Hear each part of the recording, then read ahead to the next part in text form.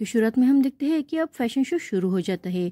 एक एक artist stage पर आकर अपनी ज्वेलरी दिखाने लगता है। उसके साथ एक एक गार्ड भी होता है। वो गार्ड ये ध्यान रखता है कि आर्टिस्ट की ज्वेलरी मिस ना हो। अब जोक की बारी आती है। जोक स्टेज पर आकर अपनी अंगूठी का प्रेजेंटेशन देने लगता है।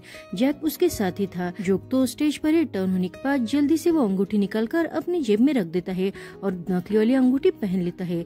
ये बात जैक देख लेता है। अब सब आर्टिस्ट के बाद अरुण स्टेज पर अपने गार्ड के साथ वही बैग लेके आता है। वो बैग को सबके सामने प्रेजेंट करता है। टैटू उसके सामने ही खड़ा था। जब अरुण स्टेज पर वो बैग अपने गार्ड के हाथ में देता है तभी टैटू अपने जेब में से उसी बैग का रिमोट निकालता है। अब बैक स्टेज आते ही जैक जोक से कहता है कि मुझे तुम्हारी रिंग देखनी है। तो जोक उसे कहता है क्यों, कुछ हुआ है क्या? तो जैक कहता है नहीं, लेकिन मैं बस चेक करना चाहता हूँ, क्या मैं वो देख सकता हूँ? वो रिंग लेने के लिए अपना हाथ आगे बढ़ाता है। अब जोक भी डरते हुए उसके हाथ में अपना हाथ रख ही देता है। तभी एक गार्ड आकर उसे न्यूज देता है कि स्टेज पर एक्सीडेंट हो गया है और मिस्टर अरुण ने जो बैग पकड़ी हुई थी वो एक्सप्लोड हो गई है। अब ये न्यूज सुनकर जैक और होप को छोड़कर सारे गार्ड स्टेज की तरफ भाग जाते हैं। अब ये न्यूज सुनकर जोक तो खुश हो जाता है क्योंकि ये सारी उसके प्लान के हिसाब से ही हो रहा था। दूसरी तरफ हम देखते हैं कि स्टेज पर गार्ड को उस बैग के कारण करंट लग जाता है और वो नीचे गिरता है। सब न्यूज़पेपर वाले और मीडिया वाले उसकी फोटो और वीडियो लेने लगते हैं। अरुण तो इस वजह से बहुत ही डर जाता है। अब जॉयसी टैटू से पूछता है कि इस बैग में करंट कैसे आ गया?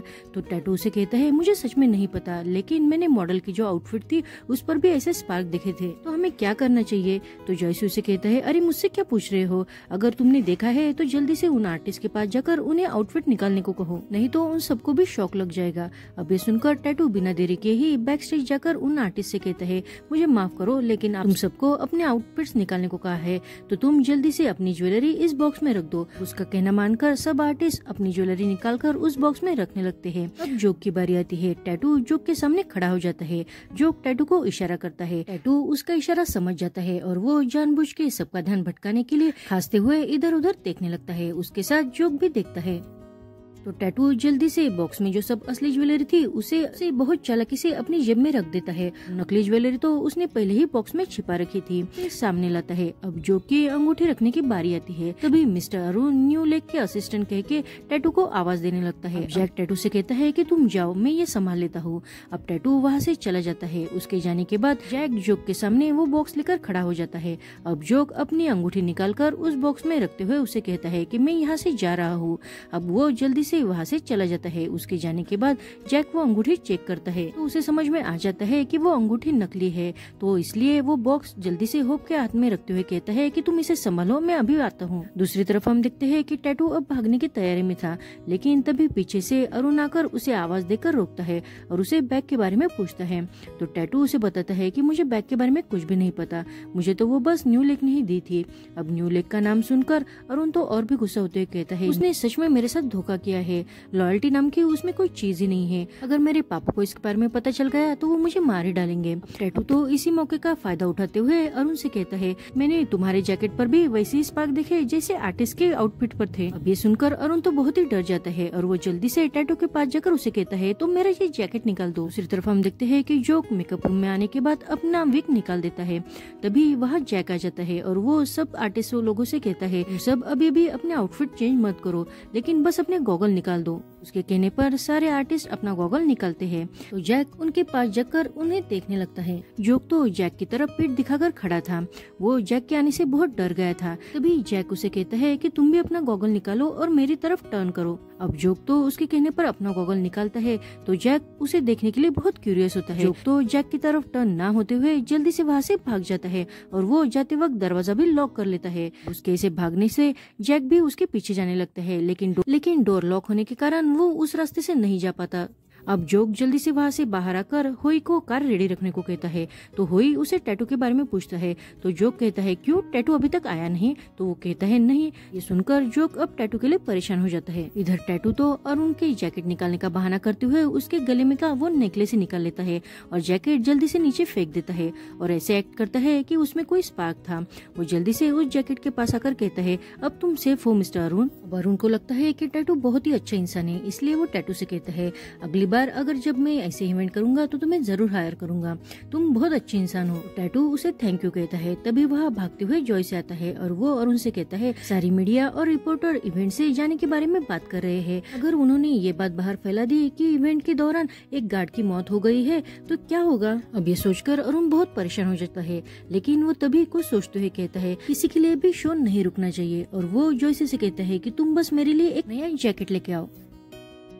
और वो नया जैकेट पहनकर जॉयसी के साथ फिर से इवेंट में आ जाता है। वो इवेंट में आकर सबसे जो कुछ भी हुआ उसे नजरअंदाज करते हुए पार्टी एंजॉय करने को कहता है। टैटू तो अरुण को दूर से ही देखकर उसके स्टुपिडिटी पर हंसने लगता है। तभी उसे जोक का कॉल आता है तो वो कॉल पिक करते हुए बाहर आता है। अब अरुण को तो ऐसा लगता है कि उसने सच में ये इवेंट खराब होने से बचा लिया है, तो वो अपने आप को संभालते हुए और प्राउड फील कराते हुए अपने गले पर हाथ रखता है तो उसे समझ में आ जाता है कि उसका नेकलेस चोरी हो गया है। ये जानकर वो इवेंट में ही जोर से चिल्लाने लगता है। तरफ हम देखते हैं कि जोक फोन पर टैटू से पूछता है कि तुम कहाँ हो, तुम्हें अब तक तो बाहर निकल जाना चाहिए था। तो टैटू से कहता है मेरा अभी भी अरुण से पीछा छुड़ा है, इसलिए मुझे लेट हो गया, लेकिन मैं एग्जिट ही ढूंढ रहा हूँ, लेकिन मुझे समझ में नहीं आता कि मैं कहाँ हूँ। लेकिन तुम कहाँ हो, क्या तुम पकड़े गए हो? तो जोक उसे बताता है कि नहीं, मैं तो बाहर आ गया हूँ, मैं बस तुम्हारा इंतजार कर रहा हूँ। टैटू को जोक नजर आता है तो वो जल्दी से जोक के पास जाने लगता है, लेकिन तभी जोक देखता है कि टैटू के पीछे गार्ड आ रहे हैं, इसलिए वो टैटू को अलर्ट करते हुए कहता है कि तुम्हारे पीछे गार्ड है। टैटू तो गार्ड को अपनी तरफ आते देखकर बहुत ही डर जाता है और वो जल्दी जल्दी में कहता है कि मैं अरुण का आदमी हूँ। और नेकलेस वो जोक की तरफ इशारा करते हुए कहता है कि इसने चुराया है। बेचारे जोक को तो नेकलेस के बारे में कुछ भी पता नहीं रहता, लेकिन जब गार्ड अब उसकी तरफ बढ़ने लगते हैं तो जोक को न कुछ सोचते हुए उनसे बचने के लिए वहाँ से भागना पड़ता है। तो गार्ड अब जोक के पीछे पड़ जाते हैं।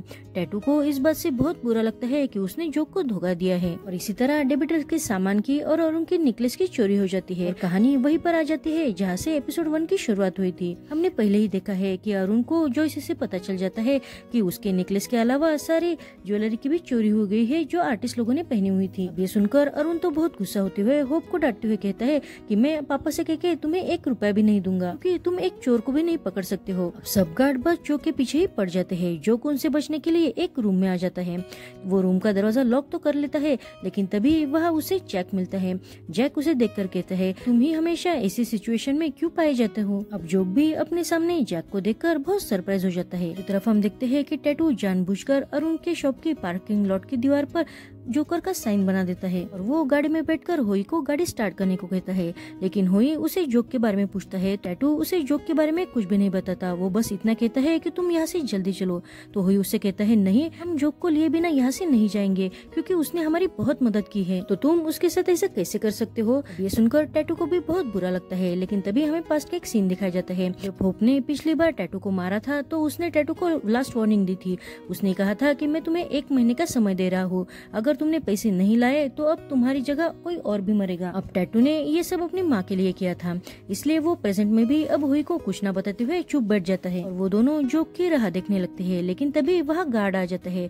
गार्ड को देखकर अब हुई गाड़ी स्टार्ट करके पकड़ने से पहले ही वहाँ से भाग जाते हैं। दूसरी तरफ हम देखते हैं कि जोक जैक के सामने से ही वहाँ से जाने लगता है, तो जैक अब उसे रोकने लगता है, लेकिन उन दोनों के बीच अब फाइट शुरू हो जाती है। फाइट के बीच जब जोक नीचे गिरता है तो जैक जल्दी से उसके जेब चेक करते हुए उसमें से अपने रिंग निकालकर बस उसे देखता रहता है। तो जोक उसे कहता है तुम इसे रख लो और जल्दी से यहाँ से भाग जाओ, मुझे पता है कि तुम्हारे और बॉस के बीच में क्या हुआ है, मैंने ये सब कुछ बस तुम्हारे लिए ही किया है। तो जैक उसे कहता है तुम ये क्या बातें कर रहे हो, तुम जल्दी से ये रिंग फिर से अरुण के पास वापस दे दो और डिबेटर्स का सारा सामान भी जो तुमने चुराया है, क्योंकि अगर तुम उसे बेचोगे भी तो तुम्हें ज्यादा प्राइस नहीं मिलेगी। तो जोक कहता है वो सामान मैं बेचूंगा नहीं, तो डिबेटर्स को वापस करूंगा। सुनकर जैक उसे कहता है मुझे तो तुम पर जरा भी यकीन नहीं है, तुम झूठ बोल रहे हो। यहाँ तो तुम मिस्टर अरुण का बस नेकलेस चुराने आए थे, लेकिन तुम बहुत स्वार्थी इंसान हो कि तुम नेकलेस के साथ साथ बाकी सामान भी चुरा लिया है। नेकलेस की बात सुनकर जोक तो शॉक होके कहता है कौन सा नेकलेस, तुम क्या बातें कर रहे हो। जैक उसे कहता है तुम ऐसे एक्ट मत करो कि जैसे तुम्हें कुछ भी पता नहीं हो। जोक उसे कहता है मैंने तो बस ज्वेलरी चुराई है, नेकलेस के बारे में मुझे कुछ भी पता नहीं है। तो जैक उसे पूछता है तो तुम्हारे पास ये रिंग कहाँ से आई। जोक उसे बताता है मैंने तो बस रिंग और डेबिटर का सामान चुराया है, और वो भी तुम्हें वापस लौटाने के लिए। और वो फिर से अब जैक को मारने लगता है। वो दोनों फिर से फाइट करने लगते हैं। अब जैक जोक को पकड़ते हुए उसे कहता है, तुम्हें क्या लगता है कि तुम मुझे मूर्ख बना सकते हो? लेकिन तभी उनके फाइट के बीच में रिंग नीचे गिर जाती है। वो दोनों रिंग को पकड़ने के लिए फाइट करते हैं। अब जैक सबसे पहले अपना हाथ रिंग पर रखता है, उसके बाद जोक। तो जोक जैक को देखते हुए उसे कहता है, तुम ये एग्री क्यों नहीं करते हो कि तुम अपनी रिंग वापस पाना चाहते हो? अब जैक तो अपनी रिंग को देखने लगता है। तभी उन दोनों को अब बाहर गार्ड की आवाज सुनाई देती है। वो दोनों बहुत ही डर जाते हैं। लेकिन तभी जैक जोक के हाथ में अपनी रिंग रखते हुए उसे कहता है कि तुम यहाँ से जल्दी से भाग जाओ। और उसका कहना मानकर जोक भी वहाँ से भाग जाता है। अब जब जैक रूम से बाहर आता है तो उसके सामने होप आ जाता है। जैक उसे कहता है, मैंने यहाँ चेक कर लिया है, यहाँ कोई नहीं है, तो हमें चोर को दूसरी जगह ढूंढना चाहिए। अब होप ये सुनकर कहता है, मैं तुम्हें क्या स्टूपिड लगता हूँ? तुम मुझे जानबूझकर यहाँ से दूर भगा रहे हो। मुझे लगता है कि उस चोर को भी तुमने ही हायर किया होगा बॉस से सारा सामान लूटने के लिए। अब ये सुनकर जैक उसे कहता है, तुम क्या बोल रहे हो? अगर तुम असली चोर नहीं पकड़ोगे तो वो यहाँ से भाग जाएगा। तो होप उसे कहता है, मुझे लगता है कि शायद हमें उसकी जरूरत भी नहीं पड़ेगी, क्योंकि तुम ही वो चोर हो। तुमने ही अपने रिंग के लिए ये सब चुराया है। और वो गार्ड को जैक की तलाशी लेने को कहता है। लेकिन जैक की तलाशी लेने के लिए गार्ड बहुत डरते हैं। तो होप उसे कहता है, मैं तुम्हें ऑर्डर दे रहा हूँ कि तुम इसकी तलाशी लो। गार्ड जैक की तलाशी लेने के लिए आगे आते हैं। तो जैक उन्हें कहता है, अगर मेरे पास रिंग नहीं मिली, तुम दोनों को मेरे साथ रूम में ताइक्वांडो की प्रैक्टिस करनी पड़ेगी। अब वो दोनों जैक की तलाशी लेने लगते हैं। लेकिन जैक के पास उन्हें कुछ नहीं मिलता। तो जैक कहता है, मैंने पहले ही कहा था कि तुम टाइम वेस्ट कर रहे हो। लेकिन होप बिना देरी की ही अब रूम में एंटर करता है।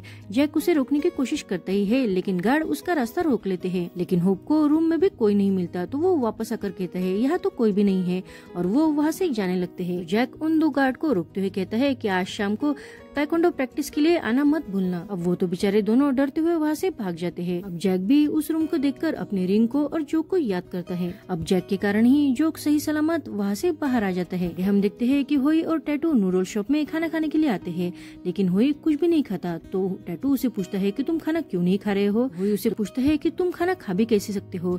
जिसने हमारी इतनी मदद की, तुमने उसी को ही धोखा दे दिया। जोक ने हमें बार बार कहा था कि हमें बस डिबेटर की ही चीजें चुरानी है, लेकिन फिर भी तुमने नेकलेस चुरा लिया। अगर उसे ये सब पता चलेगा तो वो हम पर बहुत गुस्सा करेगा।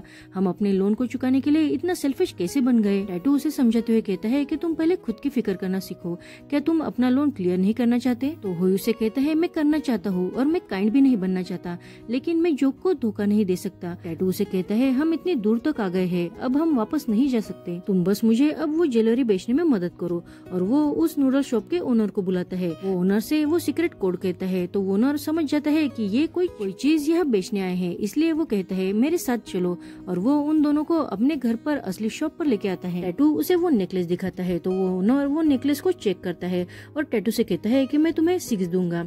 अब उन्हें लगता है कि 600। तो वो ओनर कहता है, नहीं, मैं तुम्हें 6 मिलियन दूंगा। अब 6 मिलियन सुनकर वो दोनों तो बहुत शॉक हो जाते हैं। अब वो दोनों पैसे लेकर बाहर आते हैं। वहाँ जोक उन दोनों का इंतजार ही कर रहा होता है।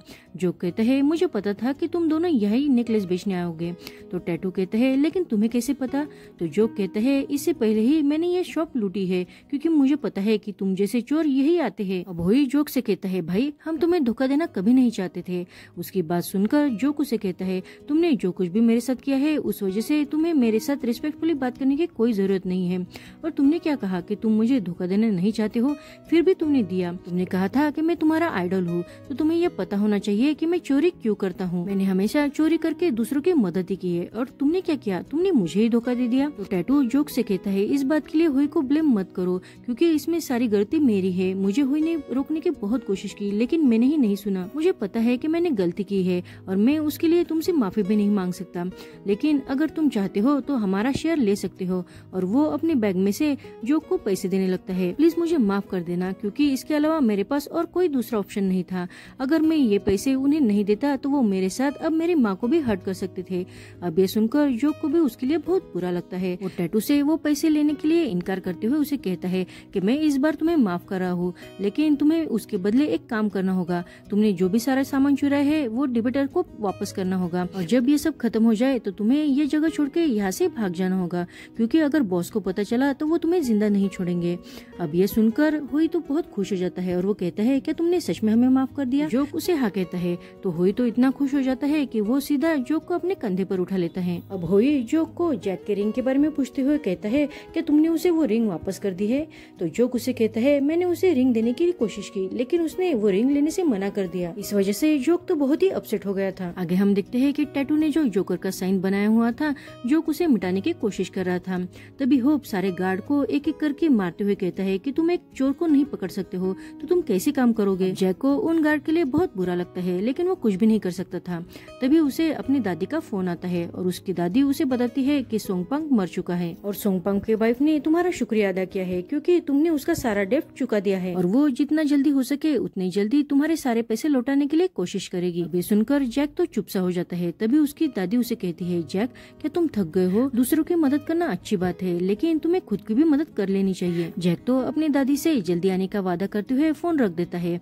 तभी उसे बॉस के मैसेज आते हैं। बॉस ने उसे आज के काम के लिए एक्स्ट्रा पैसे भी दिए थे और अगला केस भी दिया था। उस डिबेटर का नाम खामजोन थामचेन था। अब जैक के लिए तो फिर से वही साइकिल शुरू हो गई थी। आगे हम देखते हैं कि रात में जब जोक अकेला होता है तो वो पहले की तरह ही उसने जो काम किए थे उसकी फोटो वो दीवार पर लगाने लगता है। तभी उसे याद आता है कि उसे होई ने पूछा था कि तुम क्या रहने वाले हो, क्या तुम हमारे साथ रहोगे? लेकिन तभी टैटू उसे कहता है कि वो हमारे साथ नहीं रहेगा क्योंकि उसका घर है। और वो जोक से कहता है कि अच्छा हुआ कि तुम यहाँ के रहने वाले नहीं हो, तुम्हारा खुद का एक घर है जहाँ तुम वापस जा सकते हो, हमारे जैसे नहीं हो जिनका कोई भी ठिकाना नहीं है। अब जोक को भी अपने घर वालों की याद आती है तो वो प्रेजेंट में अपने भाई की प्रोफाइल चेक करता है तो उसे समझ में आ जाता है कि उसका भाई डॉक्टर बन चुका है और ग्रेजुएट भी हो गया है। लेकिन अपने फैमिली से दूर होने के कारण वो अपसेट भी हो जाता है। तभी वो अपनी जेब में से जैक की रिंग निकालकर उसे देखता है तो उसे जैक की याद आती है तो वो जैक को याद करके बहुत ही खुश हो जाता है। और यहीं पर ये एपिसोड खत्म होता है। Thank you for watching.